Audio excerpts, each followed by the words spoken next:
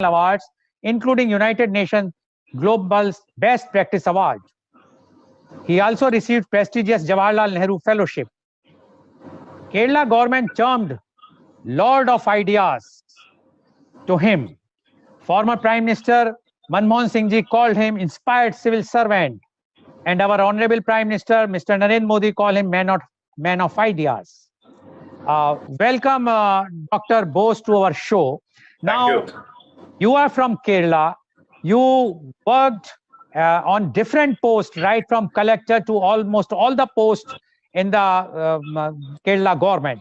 And you also worked as the principal secretary to the chief minister of Kerala at one time. So we would like to know from you, Dr. Bose, because you have heard about the Kerala gold smuggling case. What are your views about this? Dr. C.V. Anand Bose, please. What happened in Kerala, the now notorious gold smuggling through diplomatic bag, is very, very unfortunate. Kerala used to pride itself as God's own country. Now, people have started saying it is God's own country. There is a lot of honey trap and money trap involved in this.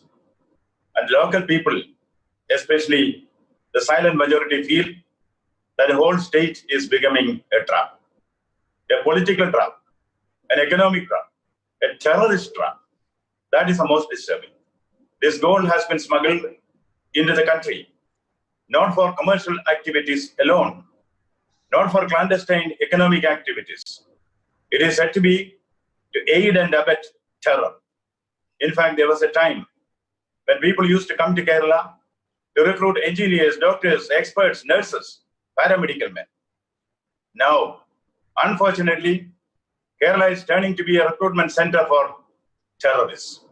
If you want people to throw bombs, if you want suicide bombers or killers, come to Kerala. That is unfortunately, this is not what the public of Kerala bargained for.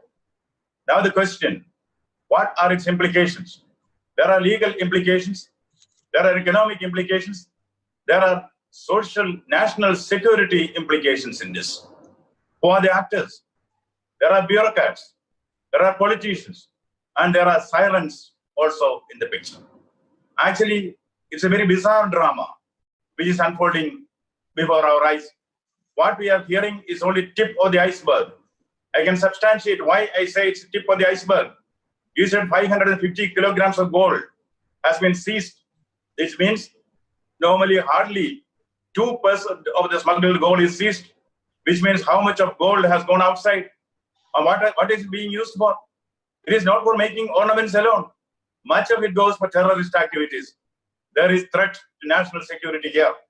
And more disturbing is a communal harmony in the state is sought to be disturbed. Not only in the state, the whole country is sought to be disturbed. And who are doing this? Infiltration from outsiders. Foreign money is coming, not with any good intention, but the evil intent of breaking this country into pieces, disturbing social harmony, and also calling in question the sovereignty of this nation. The matter is very, very serious. Now, certain actions have been taken. I think some arrests have been made. The principal secretary to the chief minister has been suspended. And the NIA is stepping in. Not only the NIA. NIA is there, Customs is there, Enforcement Directorate is there, Directorate of Revenue Intelligence is there, and Intelligence Bureau is there. But people are asking something sadly missing. It's like Hamlet without the Prince of Denmark. They are asking, where is the state police? What are they doing? This happened in the state. How came that there is an action from there? There is more to it than meets the eye. As one by one, if you put questions, I will certainly try to answer to the best of my ability. Thank you. Thank you, Dr. Bose, for giving the details. You have mentioned that certain agencies are working and investigating the case. Can you just highlight those agencies and their role in this case? The main agency investigating into this is the NIA. Of course, even before the NIA stepped in, there is the inquiry or the investigation by the Customs Department. then the Enforcement Directorate. See, whenever there is economic offenses, the striking arm of the government is the Enforcement Directorate. They are there. Department of Revenue Intelligence is there. And of course, the Intelligence Bureau is there. So it's a very power-packed central agencies which have landed on this case. And therefore, there is a hope among people that this will succeed. Now, how powerful is the NIA? The NIA is very, very powerful. Under Article 16, 17, and 18 of the UFPA, that is Unlawful Activities Prevention Act. That's a very powerful act. When you bring in gold in excess, in large quantities, with an objective of destabilizing the economy or affecting the economic activities and leading to the threat to national security, that is an act of terrorism. This money need not necessarily be used and the act of terrorism need not necessarily be done, but still it is deemed to be act of terrorism. And most of the accused in this case are now will be deemed as terrorists. Of course, this NIA is investigating it. It is not for me to make a judgment now. Now, powerful acts are there and powerful agencies are there. And there is the support of the entire central agencies in case need be. Since there are foreign links to this, we have the External Affairs Ministry there. Therefore, the Home Ministry, the External Affairs Ministry, everybody has come down together. Why? Not that it is a simple smuggling case where somebody smuggles gold and makes some money. It's more to it than meets the eye. It's an attack. It's an attack on India's sovereignty. It's an attack on national security. It's an attack on communal harmony. It's an attack on humanity. Therefore, this is a case which is not just confined to Kerala. This is a case which has got national ramifications and global implications. That is why I said it's only tip of an iceberg. Your question was about agencies. These are the agencies investigating into that. But this is not enough. There is a lacuna. The police in the state, the police, Kerala police are very, very efficient. I had the opportunity to work with them when I was the Principal Secretary to the Chief Minister. Chief Minister was in charge of home portfolio also. Very efficient police force we have. Then how came the police are not doing anything? There is certainly much more to it than all of us know now. Therefore, I think further aspects of this incident also has to be explored before we arrive at a proper conclusion on this. Okay. According to you, what are the implications of the gold smuggling? See, the history of gold smuggling in Kerala starts in the late 70s. Kasaragod was a hub of smuggling activities in the country. I happened to be a sub-collector of Kasaragod at that time. The entire people hail these smugglers as Robin Hoods. They take care of the local people. They do a lot of philanthropic activities. And one of the ace smugglers, when I interrogated him, he said, "Sir, what is the wrong that we have done? We, under great difficulties, we bring gold from some other country. We give it cheaper to the people here. What wrong have we done?" That is a philosophy which guided them at that time. And at that time, this is a mafia. They also know how to penetrate into the governmental system. See, unless there was support to this mafia from the governmental system, they would not have been able to flourish like that. Then a consensus came in society that this has to be put down. Once the decision was taken, that was put down. Even now, Kerala is a hub of smuggling activities. See, in this country, the craving for gold is there. Of the 1,000 kilograms of gold which comes to the country, almost 250 kilos are smuggled in. Of this, 15% comes to Kerala. Kerala, which has a population of just 2.2% of India's population, gets 15% of the smuggled gold in the whole country. So, where does it go? It doesn't go just for trading. Much of it goes for terrorism. Recently, it has been established that there are institutions in Kerala where terrorists are given training. IS people, most of them go from here. If you want suicide bombers, come to Kerala. That is a bizarre picture. This money goes for that. And communist tension, even Kerala gold smuggling or gold smuggling in India is connected even with the Delhi riots, which I will come to you later, if there is a question on that. Therefore, this is linked with terrorism. Kerala's, and now, why can't the government of Kerala, I am not saying the present government of Kerala, see, government, the LDF and the UDF, they alternate every 5 years. So it's not a question of any this particular government. How came that 98% of the gold which escapes the customs and comes to the state, why it is not caught? There is police, there is a motor vehicles department, there is a sales tax department, there is intelligence. Why action is not taken? Therefore, there is an unholy nexus between the smugglers and the politicians, between the smugglers and the intellectuals, the pseudo-intellectuals. The whole society has been attacked by this cancer. Therefore, a one-time surgical strike is required against the enemies of the country. Smuggling is not to be seen in isolation. Smuggling is not just a crime like any other crime.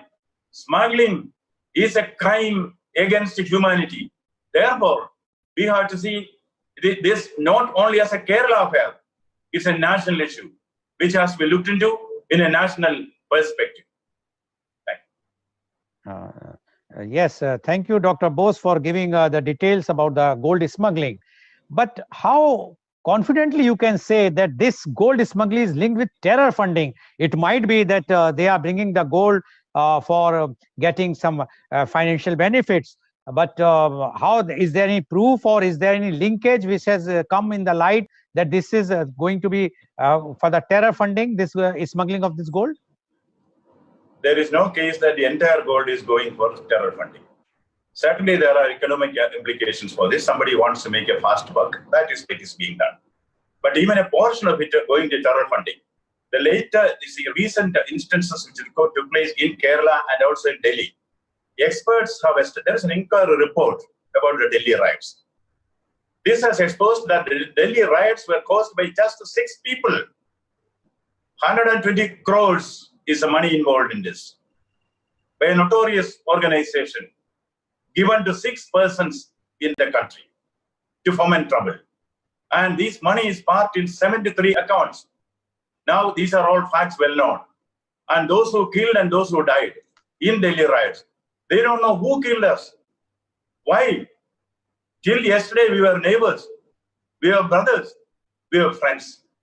This is, then now tell us whether this money is good money or bad money. And in Kerala, in the most literate Kerala, state of Kerala, I also belong to Kerala. We are a good people. We are not crooks. We are not thugs.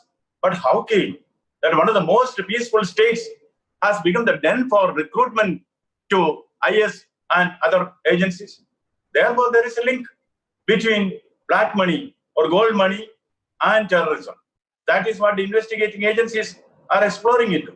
In fact, even when I was Principal Secretary of the Chief Intelligence, a long time back, even at that time, there are intelligence reports for that some unknown persons are buying land in the coastal areas of Kerala.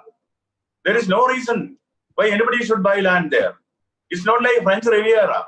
See, the coastal areas, unfortunately, are the least as far as money, this land value is concerned. That's a different story. How came? And nefarious activities are there. In the Kerala's culture is being introduced, and new political parties also rose in those times. So this is not a one-time affair.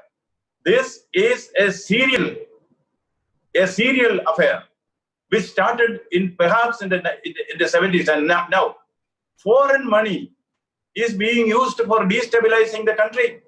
Kerala has another example. You know, the first democratically elected Marxist government was in Kerala in 1957. That government was toppled. It was headed by the thinker and respected senior leader, veteran, statesman, EMS Namboodiripad. There was a liberation struggle. Who engineered the liberation struggle? Foreign money. Now, Daniel Patrick Moynihan has written in his book, The Dangerous Place, that CIA used foreign money, enticed the various political parties and communal groups there. And they also say even some media to mount the liberation struggle throughout a democratically elected government. So this is not the first time. And another chief minister had to fall, again because of foreign influence. There was the spy scandal. That is, two ladies who came from Maldives. They spied on the ISRO establishment. The government had to resign. And then it was found that that scandal itself was humbug. You see, so surreptitiously, someone from abroad is trying from time to time to disturb the democratic ethos of this country, to go in for balkanization, for divisiveness, to create communal trouble. Therefore, this is a serious thing which has to be looked as such. There is link between terrorism and gold smuggling. The entire gold may not be for this, but a little is enough.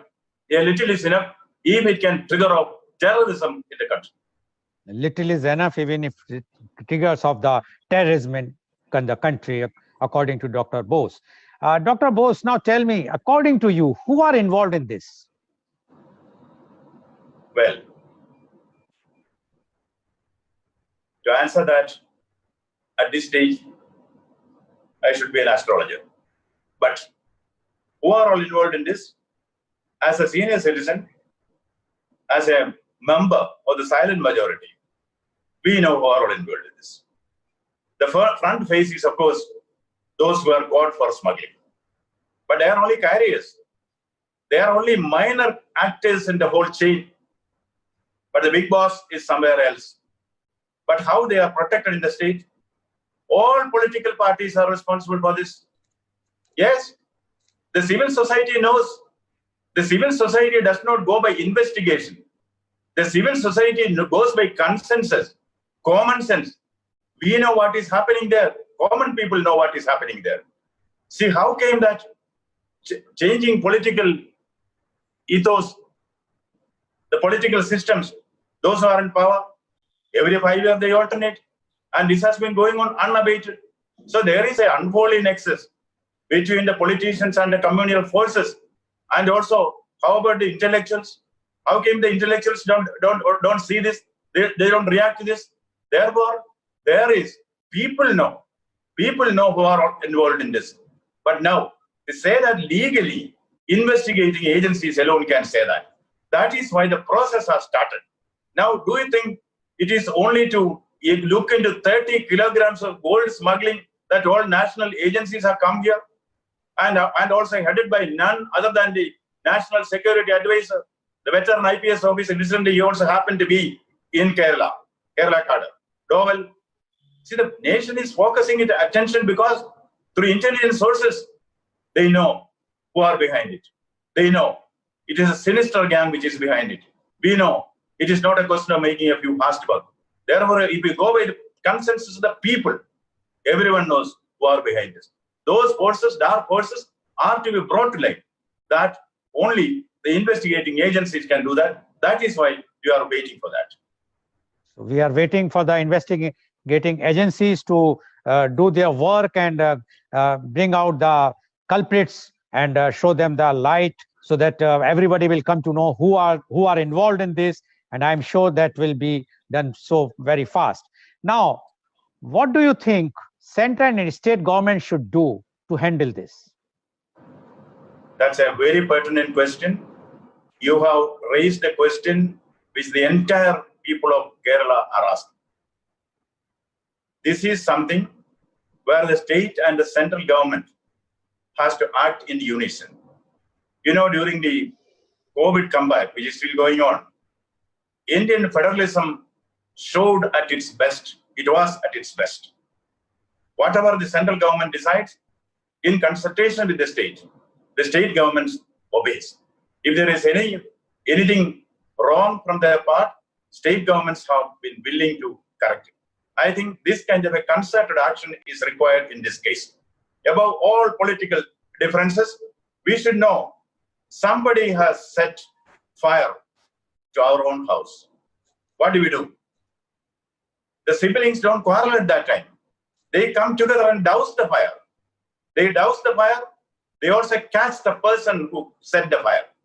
That is what is required here. Central agencies are already there. The state police should cooperate with them. The state police should share all intelligence with them, manpower with them, never leave any culprit go escape because of political reasons. And not only the central and state government, the politicians also should come together. The UDF, the LDF, the NDA. These are the three coalitions which are prominent in Kerala. All of them should come together because this is a war against one's own home. See, Bhishma says in the Sharashaya, he tells Yudhishthira, if your orders are trespassed, you should see it as disrobing of your own mother and take strong action against it. Now from abroad, someone has disrobed our mother. All of us should stand together. The central government, the state government, the people. People are always with those who are right. They are voiceless. They are the silent majority. But the political parties should also come together and fight against it. Your question is, what is the role of the state government and the central government? Yes. Now, as far as state government is concerned, there are some principles involved in this. Now, in a democratic setup, there are two pillars for public administration. One, the bureaucracy. The other, the political executive. Yet their roles are well defined. The bureaucracy's role is to present the pros and cons of an issue fearlessly to the political executive. The political executive weighs the pros and cons. They may even overrule the advice of the bureaucracy if they have got a logic for that. Now, ultimate decision is taken by the political executive. Therefore, in this case, bureaucracy has failed, political executive has failed. Bureaucracy has been acted against, one officer has been suspended, others involved have been arrested. A second officer has been not suspended but thrown out of the job. Good, well and good. But this is not enough. Ultimate responsibility rests with the political executive. This happened in the Chief Minister's office. I was also in the Chief Minister's office a long time back. Now there are so many advisors and so many principal secretaries. At that time, there was only one. And that was for me. I have seen, we never used to allow any wheeler dealer to come inside the secretariat. We never used to entertain them. You know, when I took over, I'm not speaking that I did something great. I'm only narrating something which is incidental. As a novice in the Chief Minister's office, I sought the advice of those who have already worked in the Prime Minister's office. And somebody quoted me what Haksar, P.N. Haksar, had a similar problem when Mrs. Gandhi was the Prime Minister. He started seeing very shady characters coming into the Prime Minister's office. Wheeler dealers, it is very clear. One day, Haksar asked Indiraji, quoting a Kashmiri couplet which remains, every house should have a toilet, but should it be in the puja room itself? Mrs. Gandhi understood the meaning of that. After that, she never allowed any of these wheeler dealers to come inside the Prime Minister's office. Now coming to Kerala, how came all the stories that you read? Are these the people who have got any right to access, easy access, frequent access to the Chief Minister's office? Not only access, they are making decisions there, influencing decisions there. How came that? Now, who is responsible for this? I don't say that Kerala's Chief Minister, Pinarayi Vijayan, is personally involved in the crime. I won't say that now. That is up to the investigating agencies. But he says wife must be above suspicion. Suspicion has been created that the Chief Minister's office is in connivance with this. Who has to act? The Chief Minister has to act. The Chief Minister has to act in the sense, again, what I said during the time of Nehru, that principle which is laid down in democracy, even if the bureaucracy goes wrong, the political executive has to shoulder the responsibility. Why no action is being taken? This is something which is left to the quality of leadership. His own political party is now there. They said the ruling political party did not know what is happening in the Chief Minister's office. You know, there is a very senior political man, leader, appointed within the Chief Minister's office as a political advisor. How came How came that somebody was able to defuse all these people? How came that all of them were neutralized? This leads me to the James Bond movie Goldfinger. You know, gold is there also.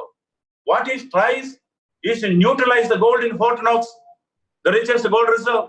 Now the foreign gold in Kerala, the gold fingers in Kerala, are trying to neutralize the whole society. They have almost neutralized the effectiveness of the Chief Minister's office. Therefore, back to your question, center has to be there, state has to be there, the political executive should shoulder responsibility and say, yes, we will act. What the people need, whether it is center or state, what the people need is action, not an alibi for inaction. Not an alibi for inaction. People want action, says Dr. C.V. Anand Bose. Dr. Bose, you have mentioned in earlier this thing when you are talking that there is a national ramifications. Now, we would like to know, is this only confined to Kerala or it's having national ramifications? Dr. Bose, please. See, if serious things can be put across in a lighter way. Once, when Vajpayee was Prime Minister, there was an international conference held in Delhi. Heads of states and heads of government were there, summit. As it is customary in diplomatic circles, a large banquet was organized in Hyderabad House in honor of the visiting dignitaries. The situation, as you know, is very, very solemn. One Indian waiter dropped a plate of meat, much to the embarrassment of everybody. Vajpayee, having a sense of humor, he said, "This is India's demonstration of the present world order." A plate of meat dropped by an Indian waiter. What are the international ramifications? Fall of China. You know, China clay. Plate is made of China clay. Fall of China, spread of Greece, destruction of Turkey, disappointment for Hungary, shame for India. Even a small thing has got national and international ramification. Kerala happens to be the center of these activities, but it is spreading to the entire country. Terrorism, wherever terrorism begins, and terrorism begins in the minds of men. Therefore, it is in the minds of men that defenses against it are to be built. You see, youngsters of, not all the youngsters, at least some youngsters of Kerala have been attracted to terrorism, not only because of their conviction. They have been asked to go abroad and initiate terrorist activities. They are trained. In fact, there is a report which also did the round in the newspapers that there are 2-3 institutions in a particular district in Kerala where terror training is given. See, those youngsters who are afraid of shedding blood, they are tutored, trained to attack animals and see how blood is oozing out. See, this may be stories, but these are all reported facts. Now, when we say that at least a few youngsters are trained towards this, that is something which has got national ramifications. What happened in Delhi? See, that is precisely breaking it from within. That is what is happening. Whenever things go like this, unless the corrective measures are stepped, society has come to a doom. Take, for instance, what you asked, what are the national ramifications? Take, for instance, the mafia in history, America. See, mafia, a few criminals, but they took over the entire American society. Al Capone, the Chicago mafia dog, he is responsible for killing 1,000 persons by himself. And finally, there was a police officer. Again, the same drama which is here. Very efficient police officer who was acting stern against the mafia. Then the investigating agencies found that the police officer himself was leading a mafia gang. Now, is there any parallel to what is happening in Kerala? Now, then finally, the people said, this should stop here. The entire American society stood together. Al Capone was arrested. Same with Noriega, Manuel Noriega. Something which is happening in Kerala. Similar thing happened there. See, Manuel Noriega, the president of the country, instead of putting it on narcotics trade, he used military aircrafts to smuggle narcotics to America. Everybody thought everything has lost control, nothing can be done. Finally, people decided, no, this has to be stopped. With the help of President Bush, Noriega was ousted, arrested, and put in jail. I think when things reach the nadir, that is what is happening there. The tolerance limit is all gone. Now everybody has to come together and say, this has to be put down because it has national ramification. If it is not put down in Kerala, this will spread to the whole of India. Can we afford it? Our political differences may be there. Let it continue. Even now, in democracy, political differences should be there. But it should not come to a level where the whole nation is in peril. Freedom is in peril. Defend it with all your might. What happened in Kerala is only a speck of what is going to happen in the national scene. Therefore, that is why the NIA is there. That is why the National Security Advisor is there. That is why Government of India is taking up seriously. There are national ramifications for this incident. Yes. Okay. Now, we have mentioned several times about Delhi riots. According to you, this incident has any link with Delhi riots? If yes, can you please explain? I have had the opportunity to be part of a national committee of national leaders, as they call it, where an inquiry report was presented. An inquiry report which was prepared by a retired senior bureaucrat of high integrity. I don't want to mention the name here unless he wants to be, I don't know whether he wants his name to be brought in. And also a Supreme Court lawyer, senior lawyer. This report is now made public. I happened to attend where the report writers themselves presented it. They said, with the names they have given, this Delhi riots was engineered. The timing was when the President of the United States, Trump, was visiting India. 6 persons are involved in that. Only 6 persons. Don't say this community against that community. No. 6 crooks were involved in that. And some of the criminal background we all know. They were involved in similar other cases also.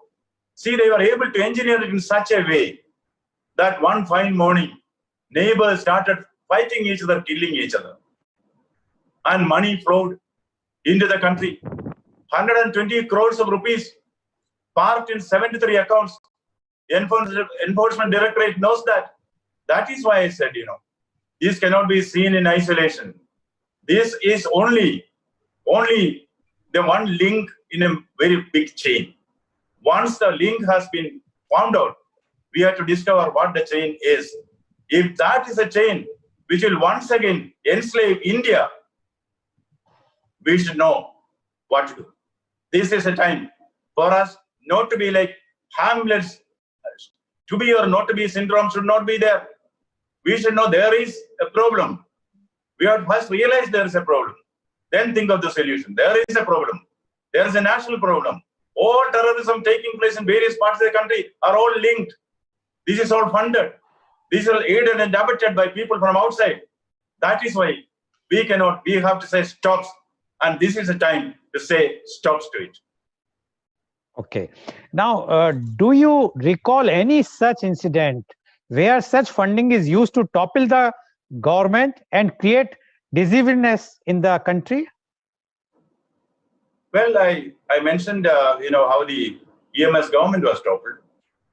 See, money power is always there in politics. We all know that. But when money power is linked with the foreign money, that is where the shoe pinches. Now, how long can see many of these things? There won't be clinching evidence. That is why a nation takes its decision based on intelligence report. See, intelligence report is not an evidence. It has no evidential value. It may be having, I don't know, maybe Evidence Act might be defining that. But there are instances in many states where governments have been toppled because of money power. And naturally, the investigating agencies will establish exactly what happened. Now, earlier, you see how much money has been used for discrediting nations and throwing down government, even during the time of Nehru. See, Nehru was a person whom Gandhiji called, he's crystal clear, he was above corruption. But the first corruption came from Mr. Malaviya, who was a coal minister, who took 10,000 rupees from a coal dealer. He had to resign. Then came the Mundra scam, in which apparently honest person, rich person, like T.T. Krishnamacharya was found guilty of corruption. He had to resign. And then Bakshi Ghulam Muhammad was serving as a salesman in the Khadi store for 20 rupees a month. He became chief minister and became one of the richest men in Kashmir. The allegations were made about him. He had to resign. Then Pratap Singh Kairon. Pratap Singh Kairon is an architect of Punjab. Very development-oriented person, but extremely corrupt. But Nehru shielded him because Nehru wanted dynamic leaders who will change the face of this nation. So he did not take action against Kairon. Then the little man came, the little man with the big ideas and big principles. Shastri. Lal Bahadur Shastri called Kairon to his room and told him, you should resign. Kairon argued, justified why he need not resign. Shastri said, but I have one reason why you should resign. What is that one reason? In his quite simple way, Shastri said, my one reason is, if you do not resign, I will dismiss you. Yes, not everything goes by evidence. In India, money has been used, money has flowed in political circles, ministries are made and unmade because of that. Therefore, your question, yes, there are umpteen instances in Indian democracy where money power has been used to sabotage democratically elected government and also to destabilize society. Okay. Now the Chief Minister of Kerala's office is under fire. The Principal Secretary of the Chief Minister is placed under suspension. You also worked as Principal Secretary to the Chief Minister of Kerala. Have you came across such type of incident during your tenure? And if yes, what action you have taken? Yes. That is a question which would make me do some soul searching. First of all, no wheeler dealer was ever allowed access in the Chief Minister's office. That I can vouch for it, because even then, there was a big scandal which continued for a few years. That is a Pamelin scandal, importing Pamelin from Malaysia. It was said that money changed hands.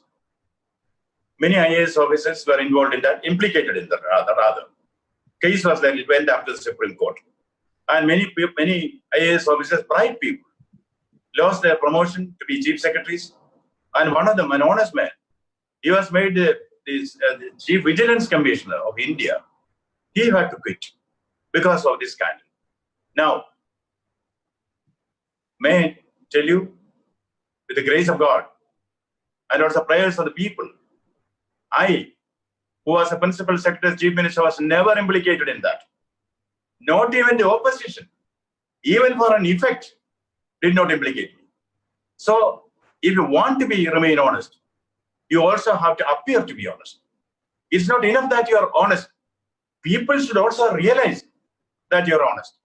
And now, the second part of the question, has any such incidents took? Yes, now it can be told. Perhaps, Goyalji, you are the first person whom I am telling this. Even in my memoirs, I have not written this. That was a time when intelligence report came that a kind of militant political party is born in Kerala. Very militant, very aggressive, and no respect for communal harmony. Out and out. And the leader, he was now in jail. He was involved in the Coimbatore blaster case. See, this is much before that. The intelligence report came. 2-3 things were there. One is, I told you, some people are buying land unnecessarily without any justification in the coastal areas of Kerala, number one. Number two, this political leader is finding communal frenzy. Can it be done? A third thing, in the cities, cultural invasion is taking place. Now, the intelligence report was very clear that somebody is doing it deliberately. So I asked the Chief Minister. Chief Minister is a very veteran leader. In fact, he is called the leader. In Kerala, if you say leader, it means that particular Chief Minister.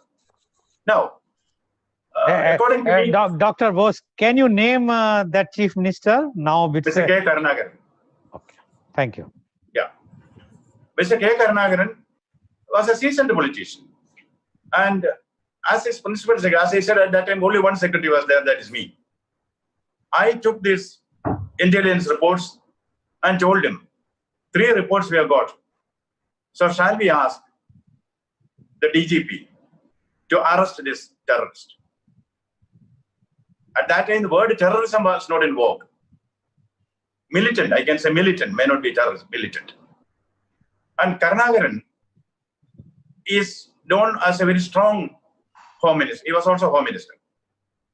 That is how I came into charge of the police force. He thought for a while.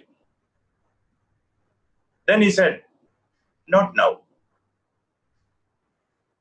I came back. After a few days, some media people came and said, one floor of the Trivandrum Medical College has been taken over by the strongmen of this particular leader, because he was under treatment there, is admitted. So whole block, we control this. And the media said, even we, media, are not allowed to go inside. And Karnagaran is one who will not allow anybody taking his powers into their hands. Especially, he doesn't want anybody to play with the police. So I asked him, shall I ask the DGP to throw out those people who occupied the block? He said, not now. Then I knew. There is a political reason for that, which is not known to me as a bureaucrat. And he explained to me. I said, why he should be allowed to grow like this? Then he told me about one of his cabinet colleagues and said, we need somebody to balance this man. That somebody's name I won't name now. That somebody was a very senior cabinet colleague who represents a particular section of society. This militant leader also came from that particular section of society. So he knew, being a shrewd politician, all politicians are shrewd. Kerala politicians are shrewd and decent also. I have my equations with all of them. Still I say, he knew to catch a thief, you set a thief. Yes, there were instances even at that time. It's not a one-time exercise. It's a continuous story which is there. All the time it has happened, but now it has reached a stage where we have to say stops. Thank you, Dr. Bose, for giving us the details and narrating the incident, which you said that you have not narrated to anyone till now. And you said that to score the goals of with the senior cabinet colleague, the chief minister of that time allowed the militant to grow. It is like a Bollywood or any other film plot, which we are seeing nowadays. Now, my question to you is, then what are the responsibility of an IAS officer in such high post? When the chief minister or the senior minister says something, and then what role is IAS officer like the principal secretary can play at that time? Very, very pertinent question, which everybody is asking to themselves and trying to get an answer. Now, I would like to get back to the Mahabharata to make it clear. What is the role of a civil servant? A civil servant's role is only to provide advice on each issue. Independent advice, and with all justifications, all the options should be shown to the political executive. If his advice is accepted, the bureaucrat has to implement it sincerely. If the advice is rejected, the bureaucrat has to implement it more sincerely. The ultimate decision making rests with the political executive, because it is we, the people of India, who gave to ourselves this constitution. Ultimate authority remains with the people. There are the people's representatives are the representatives in a democracy, not a bureaucracy. Now, coming back to Mahabharata, who were the senior bureaucrats, civil servants there? The king was blind. We had Bhishma, Drona, Kripacharya, Vidura, all senior advisors. The principal secretary, the cabinet secretary, the chief secretary, all were there. And Bhishma, grandsire Bhishma, whom everybody respects, he is responsible for Dhritarashtra for becoming a king. He is responsible for the blind king getting a beautiful wife. But he knew my role is only that of an advisor. I am the king. At the time of the game of dice, they said no. Sending the Pandavas to forest, they said no. When the king refused to accept the Pandavas, when they came back, they said no. When half the kingdom was not given to them, the bureaucrats, the advisors said no, this is wrong. Then ultimately, when decision was taken to launch the war, there also they said no, this is wrong. But once the war was on, once their advice was rejected, they stood by the king. That's all what a modern day bureaucrat can do. But there are certain things called individual integrity. That is more important. See, all IAS officers are governed by the All India Service Conduct Rules. And also, they enjoy the protection of Article 311 of the Constitution. See, an officer, even a junior officer, enjoys Article 37 protection of the Constitution of India. This was envisaged as an elite service. By whom? Sardar Patel. Sardar Patel, who was arrested many times by the ICS officers. If he were a small man, he would have thought, these are the officers who arrested me, let me teach them a lesson. No. Sardar was much above that. Sardar felt, if these people could carry out the instructions of the Raj so well, they will be able to carry out the instructions of the democratic government also. So, ICS, the name was changed, but IAS was formed. I remember the days when I was not in the first batch. The first batch of India Administrative Service, he has written a book, and once I met him in the IAS Academy, he told me, Patel and Jawaharlal Nehru used to come to the IAS Academy. At that time, it was on the banks of Yamuna in Delhi, Metcalfe. Every day they will come, chat with the probationers. And Patel said, this nation will give you all IAS officers, all India Service officers. We will give you all creature comforts. We will give you power. We will give you position. We will give you wealth. We will give you respect. We will give you whatever you want. But I want a promise from you on two things. Number one, be nice and kind to the common man. Two, never ever be corrupt. Now coming back, you ask what is the expected of an IAS officer? Only these two things. Be good to people. They gave you the position.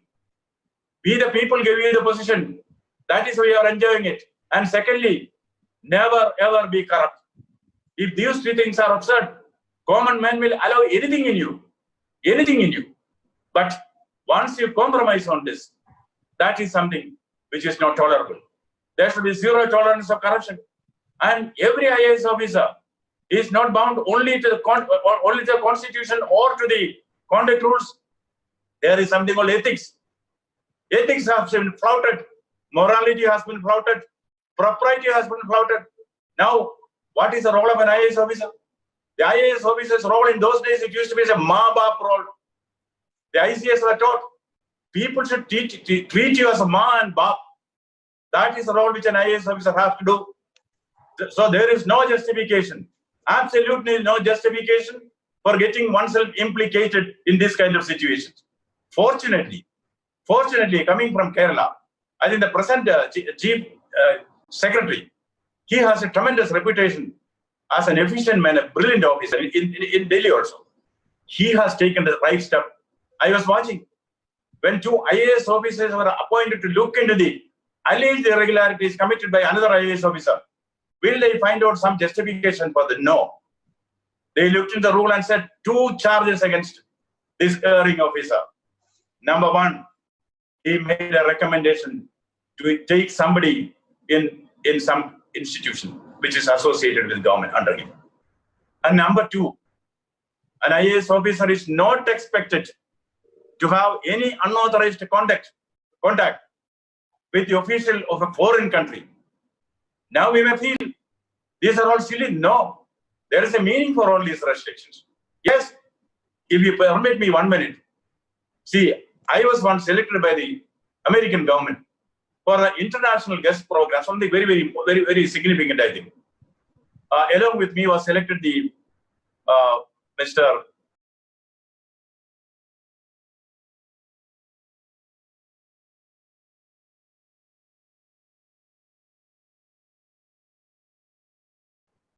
Rajshekar Reddy. Through government of India. We know the purpose of this. You will not go. As an obedient civil servant, I did not go. So there are certain restrictions which are placed on the IAS, which apparently look silly and absurd. But we are bound to obey the rules. We are bound to obey the rules of propriety ethics. That has been provided. And your question once again summing it up. What are the duties of an IAS officer? These are the duties of an IAS officer. Be just and fair and appear to be so. I think that's all, but I can sum it up now. Be just and fair and no corruption according to you, and they should be very fair with the public. This is the duty of an IAS officer. Now, as per the media reports, the Chief Minister office is involved in this. The media says, and there are lots of allegations are there. What are your comments? See, it's very clear that the Chief Minister's office is involved in that. Very specifically, the Chief Minister's Principal Secretary is involved in that. The Chief Minister himself knows that. That is why he is the one who agreed for the suspension. And he is the one who, asked the other officer to be dismissed. So CM is responsible for this. Now, to what extent the CM is involved in the smuggling scandal, I will not comment on that. Because 45 years of experience, I have some credibility. So I don't want to comment anything mainly based on guesswork. But administrative propriety is there. Now, when so much of allegations are there, so much of action is there. Now, is it difficult for the Chief Minister to call his intelligence chief and ask him what is all these things? Every day the intelligence chief goes and meets the Chief Minister to tell him what is happening around him. An intelligence report is not based on evidence, but it's based on convincing facts. Doesn't the CM know this? There may be political reasons for him, his LDF, his political party, all of them they may have political reason for him to continue. But according to me, again, I haven't stated it anywhere else. I appear for these TV debates on this issue, but I never stated this. Now, since you asked it, and since I've been watching the track record of global TV, that neutrality and that concern for the common weal. Therefore, I'm telling you, if you ask me as a man, an ordinary man, with some experience in public administration, this is the worst scenario as far as decadence of public administration is concerned in Kerala. Does the Chief Minister want to preside over the liquidation of propriety? He has an excellent option, a noble option, quit. Not because you are found guilty, but because people suspect that you have failed in your duty to control this vicious circle around you. If you quit, you will emerge as a phoenix bird later. A change of leadership. Before others try to push you out, you already have a very successful innings. And the world over, your handling of COVID is praised. What more glory is required? We all know that you rose from the ranks of hard work and determination. You had an excellent innings. Then why Why continue in a place defending an indefensible position? Yes, this is not a political demand you quit. I am only saying something from propriety. Things have gone to that level. You cannot say, I don't know this. No, you know it. You should know it. One more thing, Sri Dr. Goyal, again coming back to the Mahabharata. Arjuna once declares, I will slay Jayadratha before sunset today.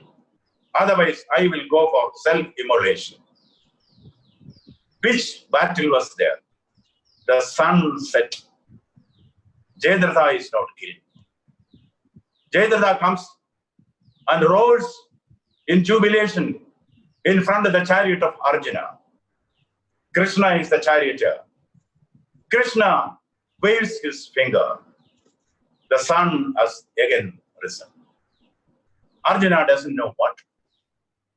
Mischievously, Krishna tells Arjuna, Arjuna, the sun is above you. The arrow is in your hands. The enemy is in front of you. Why don't you act, Arjuna? Arjuna has another name, Vijayan. People of Kerala are asking, the sun is above you, Chief Minister Vijayan. The sun is above you, NIA. The weapon is in your hands, the police. Enemy is in front of you, the smugglers. Mr. Vijayan, why don't you act? That is a question which all the people of Kerala are asking. It's very easy for him to ask. Just to say goodbye to the chair and come out in flying colors. That will add to your reputation. That will make you go down in history as an honest man. But don't you think, Dr. Bose, this is a witch hunt to topple the state government or to damper their chances in next year's assembly elections? So far as there are witches, there will be witching, there will be witch hunt also. In politics, every political party will try to topple the other party. That's why I said this is not based on political reasons. No. People of Kerala know whom to choose and whom not to choose. That you are not in power does not mean that your party is not respected. Mr. Vijayan represents a party which came through struggle. Nobody can wipe them out. But that is not an issue. But trying to get into power is something. That's a power game in politics. So I don't find any political party trying to topple another government. That's a done thing.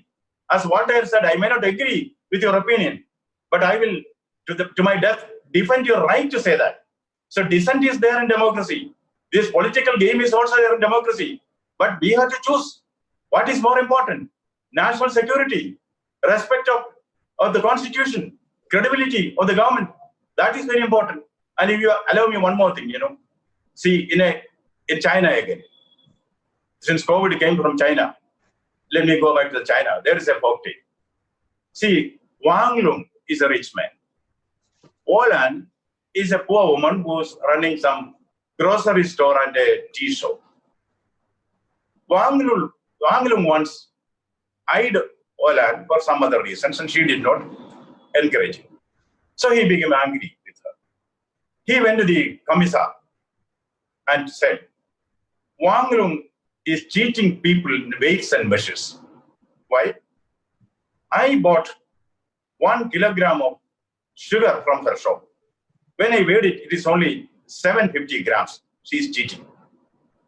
The commissar used his own way of examining. He bought sugar 2 days and found, yes, Olan is cheating people. Olan was summoned and she was asked, you are guilty of cheating people in weights and measures? He said, how? See, this is it. This is a sugar which you sold to Wang Lung. I weighed it. It's only 750 grams. I bought sugar from you. It weighs only 750 grams. How came this? And this has been continuing for a long number of years.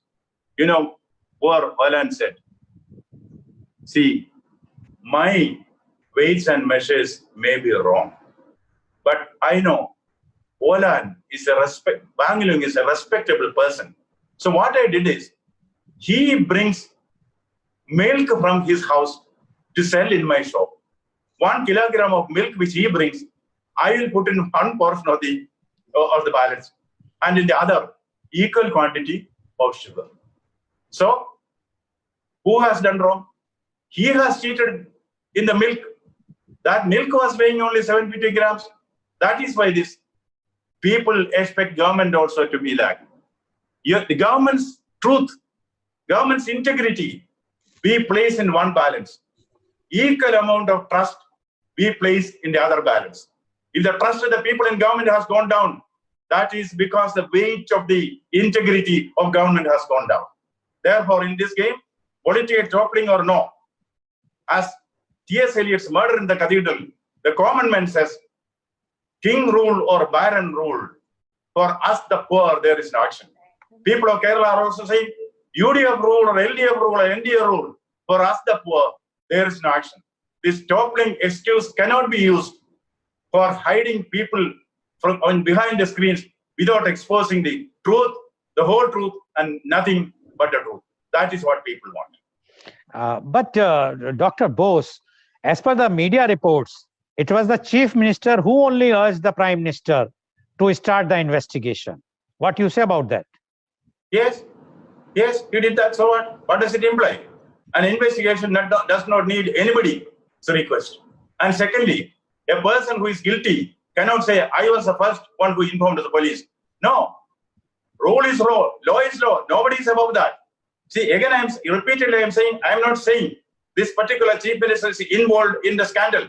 But there are, small screen is there. People have a suspicion. What is wrong in emerging with a clean hand? Get it investigated. Ask the police to do investigation and establish one's integrity. Why run away from this? So I think now, again, to repeat what I once said, what people need is action, not an alibi for an action. Yes, show us the truth. The people are willing to accept it. The people of Kerala don't want their chief minister to be exposed as a villain. No, we want to see that the allegations against the chief minister are not true. That is what we wish for. But now you are under a cloud. You have to emerge out of it, and emerge brightly, brilliantly emerge it. We all pray for that, but never obstruct truth from exposing itself to the public. Okay. Thank you, Dr. Bose, for giving so much details and your allegations, counter allegations, and your explanations also about all this particular issue. Now, in the end, I would like to know from you your suggestions to the government and advice to the public. See, even at the risk of repetition, I would bring your attention again to a folklore. This is among the African, there is a folklore. Truth and untruth are siblings.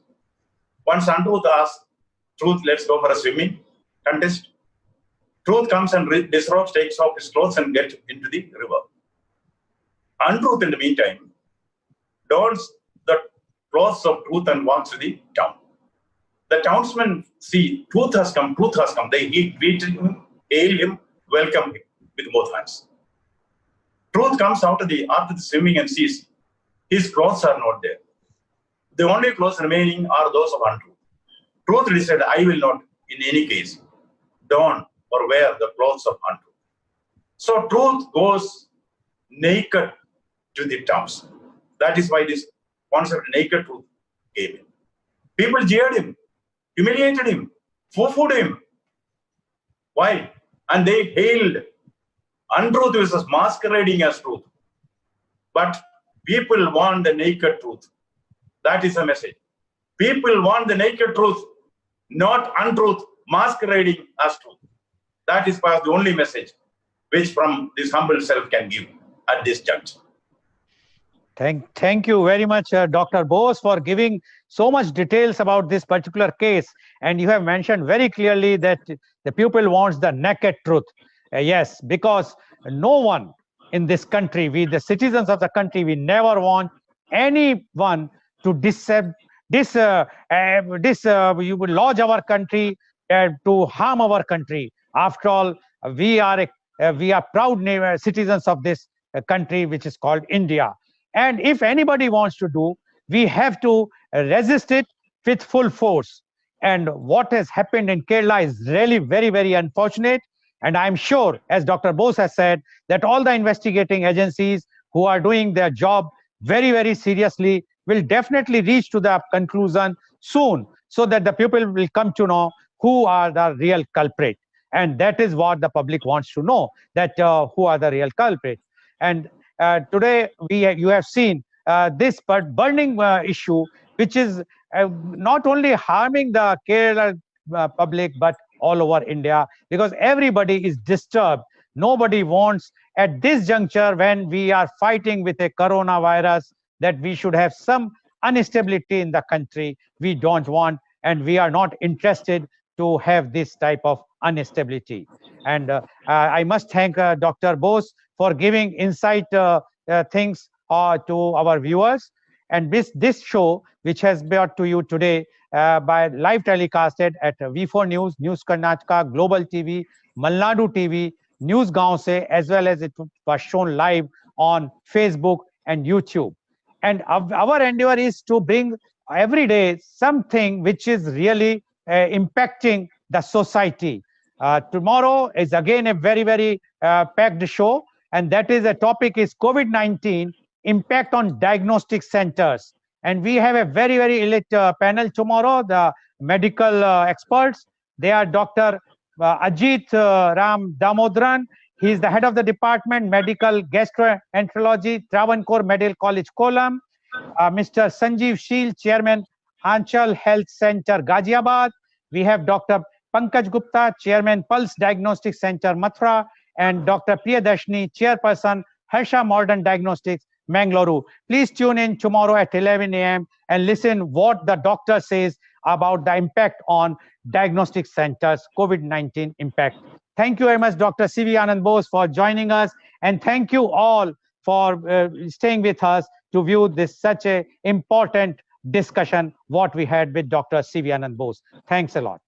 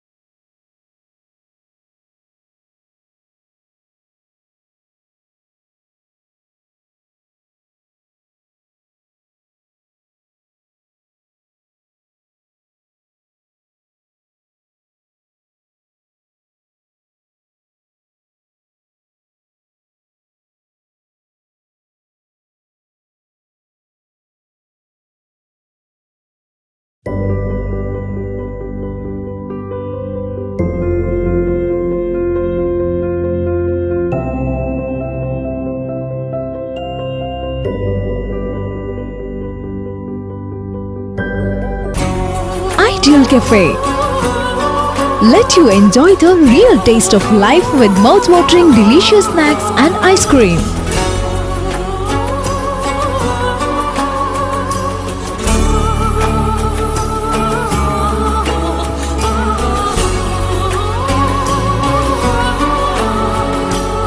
Visit Mangalore's favorite destination, Ideal Cafe, Ideal Tower near Sharavu Temple, Mangalore. The Karnataka Educational and Charitable Trust was established in 1994 with an aim to impart the education and services in medical and paramedical field. The campus is spread in a vast area accommodating Karnataka Ayurveda Medical College, SES College of Nursing Science, Karnataka Ayurveda Medical College Hospital and hostels in an independent building. SCS College of Nursing. Courses offered: Basic BSc Nursing and MSc Nursing. Karnataka Ayurveda Medical College offers undergraduation BA MS and post-graduation courses MS and MD in Ayurveda. The Karnataka Ayurveda Medical College Hospital offers inpatient and outpatient department, physiotherapy, X-ray, ultrasound, laboratory, pharmacy, OT and LT with treatments like Akshitarpana, Alepa Bhashpasveda, Katibasti, Nadi Sveda Parisheka, Pinda Sveda Shirodhara, Valuka Sveda Vrana Prakshalana by well-trained and leading consultants. For more information, please contact Karnataka Educational and Charitable Trust, KECT Towers, Hoige Bail, Ashok Nagar, Mangaluru. The Ocean Pearl Inn. Welcome to hospitality. Another landmark from the Ocean Pearl Group. Ideally located and well-equipped hospitality destination in the heart of the Mangaluru city. Find everything you need with aesthetic appeal and comfort in premium and deluxe rooms. Asian House is the city's first fine dine pan-Asian restaurant featuring Chinese, Thai, Japanese and Indian cuisine. Sagar Ratna is delighting its customers with authentic South Indian vegetarian cuisine, which are cooked fresh. Experience a world-class hospitality. The Ocean Pearl Inn, Vijay Kapikad, Mangaluru. Kanachur ಸಂಸ್ಥೆಯು ಹಲವಾರು ಕ್ಷೇತ್ರಗಳಲ್ಲಿ ಕಾರ್ಯನಿರ್ವಹಿಸುತ್ತಿದ್ದು ಇದೀಗ ಕಳೆದ ಕೆಲವು ವರ್ಷಗಳಿಂದ ನಾಟೇಕಲ್ಲಿನ ಹೃದಯ ಭಾಗದಲ್ಲಿ ಕಣಚೂರು ಆಸ್ಪತ್ರೆ ಹಾಗೂ ಸಂಶೋಧನಾ ಕೇಂದ್ರವು ವೈದ್ಯಕೀಯ ಕ್ಷೇತ್ರದಲ್ಲಿ ಹೊಸ ಮೈಲುಗಲ್ಲುಗಳನ್ನ ನಿರ್ಮಿಸಿದೆ. ನುರಿತ ವೈದ್ಯಕೀಯ ಶಸ್ತ್ರತಜ್ಞರು, ಪ್ರಸೂತಿ, ಮಕ್ಕಳ ಮೂಳೆ ಕಣ್ಣಿನ ತಜ್ಞರು, ಸೀಳುತುಟಿ ರೋಗ ಮೂತ್ರಪಿಂಡ ಶಸ್ತ್ರಚಿಕಿತ್ಸಾ ತಜ್ಞರು ನಿಮ್ಮ ಸೇವೆಯಲ್ಲಿ ಸದಾ ಲಭ್ಯವಿರುತ್ತಾರೆ. 24 ಗಂಟೆಗಳ ಕಾಲ ತುರ್ತು ಚಿಕಿತ್ಸೆ, ಹೆರಿಗೆ ಸೌಲಭ್ಯ, ವೈದ್ಯಕೀಯ ಮತ್ತು ನವಜಾತ ಶಿಶು ತೀವ್ರ ನಿಗಾ ಘಟಕ, x ray, CT scan, ultrasound scanning ಅಷ್ಟೇ ಅಲ್ಲದೆ ಔಷಧಿಗಳು, ರಕ್ತ ಹಾಗೂ ಮೂತ್ರ ತಪಾಸಣೆ, ಆಂಬ್ಯುಲೆನ್ಸ್ ಇತ್ಯಾದಿ ಲಭ್ಯವಿರುತ್ತದೆ. ಈ ಎಲ್ಲಾ ಸೌಲಭ್ಯಗಳು ರಿಯಾಯಿತಿ ದರದಲ್ಲಿದ್ದು ಇದರ ಸದುಪಯೋಗವನ್ನ ಸಾರ್ವಜನಿಕರು ಪಡೆದುಕೊಳ್ಳಬಹುದು. ಕಣಚೂರು ಆಸ್ಪತ್ರೆ ಹಾಗೂ ಸಂಶೋಧನಾ ಕೇಂದ್ರ, Natekal, Mangaluru.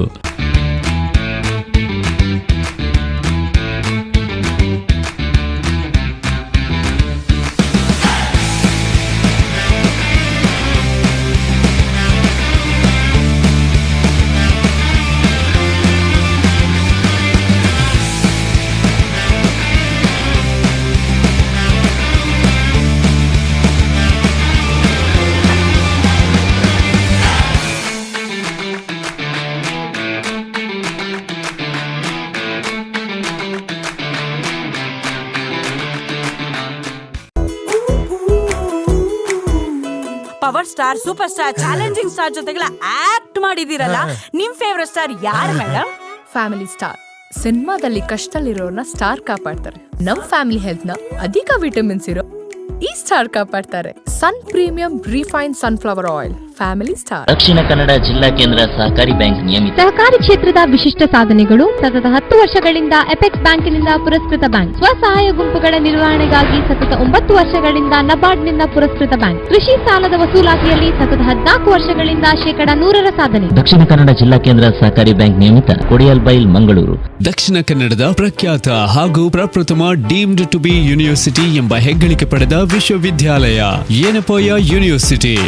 Yenepoya institute of technology Moodbidri engineering ನ ಈ ಕೋರ್ಸ್ಗಳಿಗೆ ಅರ್ಜಿ ಆಹ್ವಾನಿಸಿದೆ. BE in computer science and engineering, electronics and communication, electrical and electronics, information science and engineering, mechanical engineering. ಈ ಕಾಲೇಜು ನೀಡುತ್ತದೆ ಹಲವಾರು ಸೌಕರ್ಯಗಳು: classrooms, seminar hall, library, canteen, transport and hostel, indoor and outdoor games, employment and placement cell. ಏನಪೋಯದಲ್ಲಿದೆ ಐಷಾರಾಮಿ facilities, ಓದೋದಕ್ಕೆ ಪೂರಕ ಹಾಗೂ ನಿಮ್ಮ ವ್ಯಕ್ತಿತ್ವ ವಿಕಸನಕ್ಕೆ ಪೂರಕವಾಗಿರುವ facilities.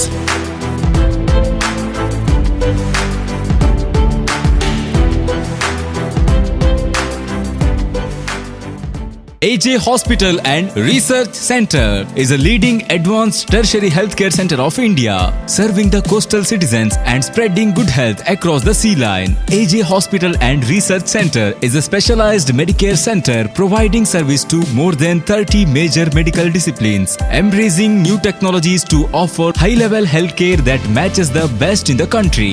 Our technical and medical expertise include foremost services in cadaveric organ retrieval, drug-eluting stent placement, pediatric lab nephrectomy, ambulance services, dermatology, ENT, nephrology and many more. AJ Hospital and Research Center, Kuntikana, Mangaluru.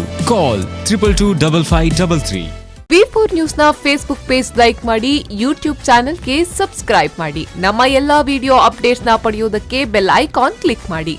V4 news, ಮುನ್ನುಡಿ ಮುನ್ನಡೆಗಾಗಿ.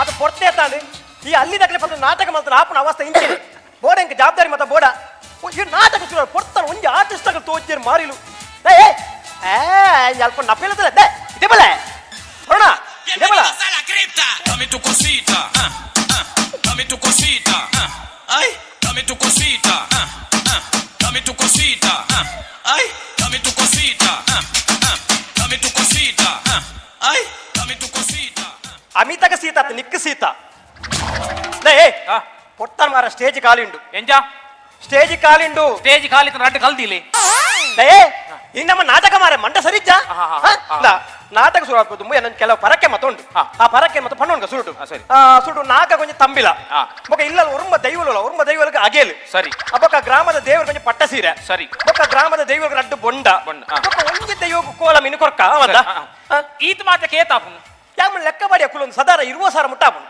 20 ಸಾವಿರ ಆಪುಂಡ ನಮ್ಮ drama ಏತೆ ವಯಸ್ಸೊಂಜಿನಿ 15 ಸಾವಿರ ನಮ್ಮ ಅರ್ಧ payment ಪರಕೆಗೆ ಹೋಪುಣ ನಿಕ್ಕ ಒಂಬತ್ತ ಬರ್ಚಿ ಮಾರೆ ಈ ನಾಟಕ ಮತ್ತೆ ಬಾರಿ ಅಭ್ಯಾಸ ನಿಕ್ಕ ಆ ನಾಟಕ ಅಂದೆ ಅಂದ ಯಾನ್ ಕೊಡಿಯಾಲ್ ಮೇಲೆ ಇಟ್ಟು ಮಂತೆ ಕಾಪಿ ಗಾಟ್ ಇಟ್ಟು ಮಂತೆ ಬೊಕ ಲಕುಮಿಡಿ ಮಂತೆ ಸೀಲಲ್ಲಿ ತಿರು ಮಲ್ದೆ ಅಂದ ಈ ಕೊಡಿಯಾಲ್ ಮೇಲೆ ಇಟ್ಟು ಮಲ್ತಿನಿಯಾ ಡಾಕ್ಟರ್ ಭಟ್ರ ಅಂದ ಐಟ್ ಡಾಕ್ಟರ್ ಮಂತೆ ಅರೇನ್ ಬಲರ್ ಭಟ್ರ ಮಂತಿನಿ ಯಾನ್ ಒಂಜಿ ಬೊಟ್ಟ ಮುಟ್ಟುತಿಚಿ ಭಟ್ರತ ಅಂಜ ಅಂಜ ಅಂಜ ಅಂಜ ಐಟ್ ಬೊಕ ಕಡಲ ಮಗೆ ಮಂತೆ ಐಟ್ ಕಡಲ್ ಮಂತಿನಿ ದಯಾನಂದ ಅನ್ನಿ ಮಗೆ ಮಂತಿನಿ ಯಾನ್ ಬೊಕ ಕಾಪಿ ಗಾಟ್ ಇಟ್ಟು ಮಲ್ತಿನಿಯಾ ಕಾಪಿ ಗಾಟ್ ಇಟ್ಟು ಮಂದೆ ಓ ವೈವಾಟ್ ವಸಂತಿ ವಸಂತಿ ಮಂತಿನಿ ನವೀನ್ ಅನ್ನಿ ವೈವಾಟ್ ಮಲ್ತಿನಿ ಯಾನ್ ನಿನ್ನ ವೈವಾಟ ಐದ ಕೂಡ ಅಂದೆ ಮೊಬೈಲ್ ಮಾಧವಿ ಐಟ್ ಮೊಬೈಲ್ ಮಂತಿನಿ ಯಾನ್ ಮಾಧವಿ ಮಂತಿನಿ ರಮಾ ಬಿಸಿ ರೋಡ್ ಎಂಚಿನ ಆರ್ಟಿಸ್ಟ್ ಮಾರೆ ಆರ್ನ ಮಗೆ ಮತ್ತೆ ದಾಲ ಪ್ರಯೋಜನ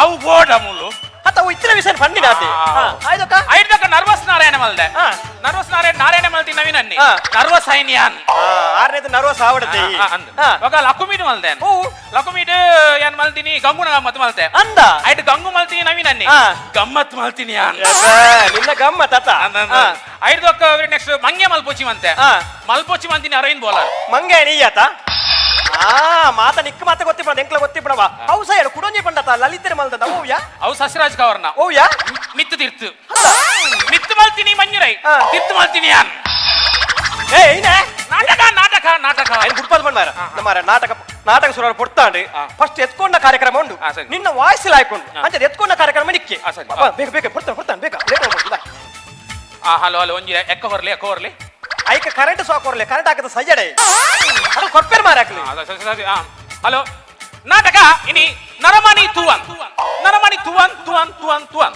ಏನೇ ಎಕ್ಕೋ ಅವತ್ತು ಕೊರ್ಪೇರಿಯಾ ಈ ಪನಿ ನರಮಣಿ ತುವಂದೆ ನೂತನ ಪ್ರದರ್ಶನ ಏಪ ಪನ್ಪೆ ಏಪ ನೂತನ ಪ್ರದರ್ಶನ